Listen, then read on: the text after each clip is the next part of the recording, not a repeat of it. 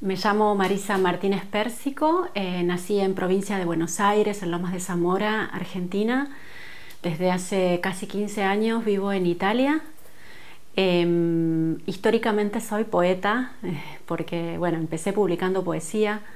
Mi primer libro se publicó cuando tenía 20 años en Argentina, aunque bueno, había escrito para varias revistas antes.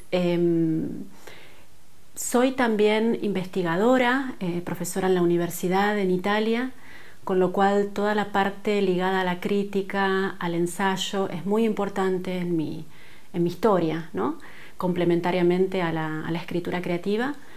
Y he publicado 2 novelas, la última hace poco, Animales Blancos, así que digamos que me considero una polígrafa, a pesar de que todos estos géneros se enriquecen recíprocamente y